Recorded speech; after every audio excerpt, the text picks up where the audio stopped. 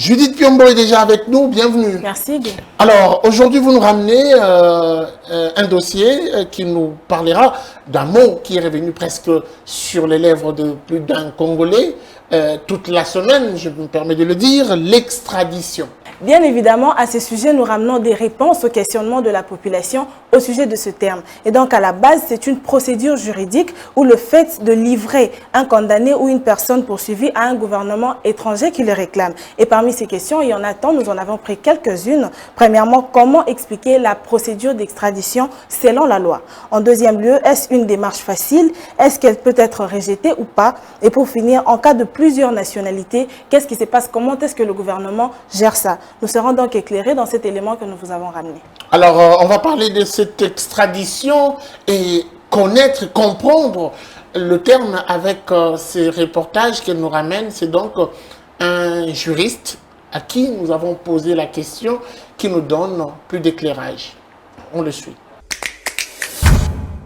La procédure de l'extradition est une procédure légale ou d'entraide judiciaire qui veut assez que un État requis et un autre État qu'on appelle État requérant puissent maintenant coopérer judiciairement de manière à envoyer une personne auprès de l'État requérant qui est poursuivi ou qui se trouve dans les territoires de l'État requis.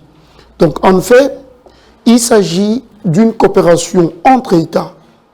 Et lorsqu'une personne est accusée d'une infraction ou de faits infractionnels, dans ces cas, les États entre eux coopèrent de manière à ce que l'on ne puisse pas consacrer l'impunité, c'est-à-dire de manière à ce que l'on envoie à la demande de l'État requérant la personne qui se trouve dans le territoire de l'État requis.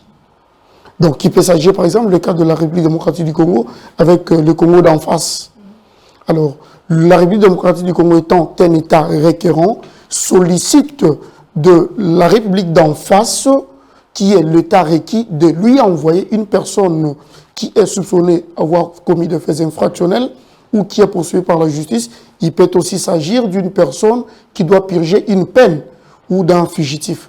Voilà, en fait, c'est ça la procédure d'extradition. Alors, chez nous, elle est organisée.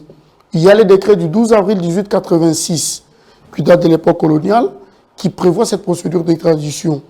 Alors, elle se passe de la manière suivante. Chez nous, en République démocratique du Congo, il y a d'abord l'organe poursuivant. Il peut s'agir du parquet ou soit de cours et tribunaux, lorsque, par exemple, la personne est en instance d'être jugée, qui doit en principe apprêter les dossiers. Et lorsque le dossier est apprêté, on envoie le dossier au ministère des Affaires étrangères, lequel doit maintenant apprêter l'acte d'extradition. Et dès qu'il a cet acte d'extradition, il envoie ça à son homologue du pays où se trouvait la personne recherchée. Et de là maintenant, on apprête le dossier également et on envoie la personne en République démocratique du Congo. C'est une procédure un peu lourde. Elle peut souffrir aussi de certaines contraintes, notamment lorsque la personne poursuivie est en train d'encourir une peine de mort. Ou soit lorsque la personne est en train de risquer de traitements dégradants qui ne reflètent pas la dignité humaine. Là, on ne peut pas. Mais aussi, une condition fondamentale, il faut qu'il y ait ce qu'on appelle une convention d'extradition, ou soit ce qu'on appelle des pactes d'extradition. S'il n'y en a pas, on ne peut pas extrader. Mais il arrive des mécanismes un peu aussi particuliers où, en l'absence d'un acte de coopération ou d'un traité ou d'une convention d'extradition, les États peuvent, par un arrangement concerté, faire à ce qu'une personne qui se trouve dans un autre État soit envoyée dans un autre pour y être jugée ou pour être entendue sur le fait infractionnel. Il y a certaines hypothèses qui font que la personne réclamée ne puisse pas être envoyée auprès de l'État qui la réclame.